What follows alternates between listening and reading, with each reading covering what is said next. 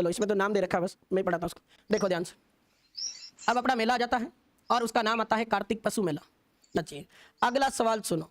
चलो मेला तो इसने शुरू कर दिया, पर बात आती है कि इस मेले की विशेषता बताओ, क्या ऐसा है इस मेले के अंदर। तो इसकी विशेषता को ध्यान से सुनो।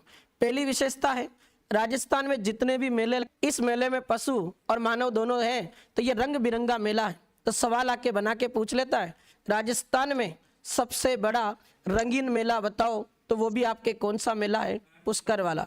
तो राजस्थान का सबसे बड़ा कलरफुल मेला पूछे रंगीन मेला, वो भी आपके हो जाएगा हस्तशिल्प उत्पाद। क्या कहते हैं भाई, एक तो ये मेला हस्तशिल्प उत्पाद के लिए, और एक ये मेला ऊंट दौड़ के लिए फेमस है। किसके लिए फेमस है, तो सवाल बना के पूछ ले कि राजस्थान का ऐसा मेला बताओ जो हस्तशिल्प उत्पाद और ऊंट दौड़ के लिए फेमस माना जाता। उस मेले का नाम भी आता कार्तिक पशु मेला।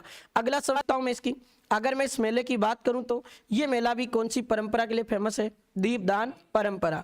तो दीपदान परंपरा के लिए भी प्रसिद्ध मेला है ये आपके पुष्कर वाला, जिसकी शुरुआत देव उठनी एकादशी से हो जाती है। पर इसका खास दिन जो माना जाता है वो कार्तिक पूर्णिमा वाला दिन होता है, जो आपके कहाँ लगता है ये मेला, पुष्कर अजमेर। ये आपके कार्तिक पूर्णिमा के सारे मेले कंप्लीट। एक बार जितने चीजें पढ़ाई है रिपीट कर दो।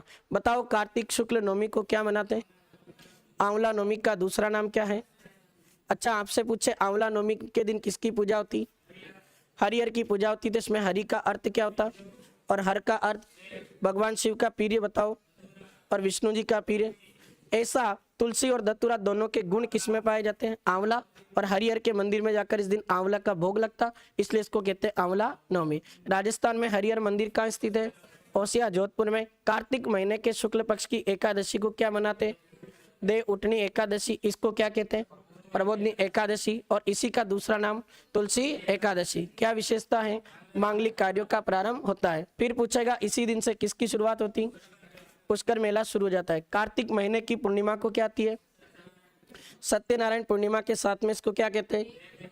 और इसी दिन भगवान शिव ने कौन से राक्षस को मारा, त्रिपुरापुर नामक राक्षस को मारा। तो कार्तिक पूर्णिमा का नाम क्या हो गया, त्रिपुरा पूर्णिमा। अच्छा कार्तिक पूर्णिमा के दिन एक जयंती और एक कौन सी, गुरु नानक देव जयंती। गुरु नानक देव जयंती के अवसर पे कौन सा मेला लगता, और 100वां मेला कहाँ लगता। इसकी विशेषता बताओ, सिखों का सबसे बड़ा मेला। एक मेला कौन सा है, कपिलधारा मेला कहाँ लगता, कौन सी जनजाति का है। फिर पूछे बनास चंबल और सीप तीनों नदियों का त्रिवेणी संगम कहाँ है, रामेश्वर धाम कहाँ स्थित है। रामेश्वर धाम मेला भी लगता है। उस मेले की बात करें तो सबसे ज्यादा कौन भाग लेते हैं, इसीलिए रामेश्वर धाम मेले को क्या कहते हैं, मीणाओं का कुंभ या प्रयागराज। और रामेश्वर धाम मेला कहाँ लगता। फिर आपसे सवाल पूछे कि कार्तिक पूर्णिमा को बीकानेर के कोलायत नामक स्थान पर कपिल सरोवर कोलायत झील में, इसके नाम पर एक कोलायत मेला या अपन कह सकते हैं किसका मेला है, कपिल मुनि का। और कपिल मुनि का जो मेला कोलायत बीकानेर में लगता है, इस कपिल मुनि के मेले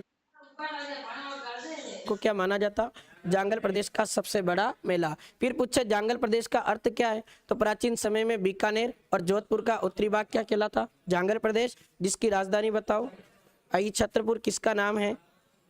फिर पूछेगा कि आपसे कोलायत झील में पुष्कर झील की तरह क्या होती है, दीपदान परंपरा। ये कार्तिक पूर्णिमा को कपिल मुनि का मेला हो गया। और सवाल आए कपिल मुनि की तपस्थली बताओ, कोलायत बीकानेर है। और कपिल मुनि ने कौन सा दर्शन दिया, सांख्य दर्शन। फिर पूछेगा बताओ कार्तिक पशु मेला कहाँ लगता, पुष्कर अजमेर में। इसकी शुरुआत किसने की, मुगल शासक जहांगीर ने। इस मेले को मेरवाड़ा का क्या कहते हैं, कौन भाग लेते, सर्वाधिक विदेशी पर्यटक। दूसरी विशेषता, राजस्थान का सबसे बड़ा रंगीन मेला है। तीसरी, हस्तशिल्प उत्पाद और ऊंट दौड़ के लिए प्रसिद्ध है। और मेरवाड़ा का कुंभ है, और दीपदान परंपरा के लिए प्रसिद्ध है। एक बार यहाँ तक नोट कर दो।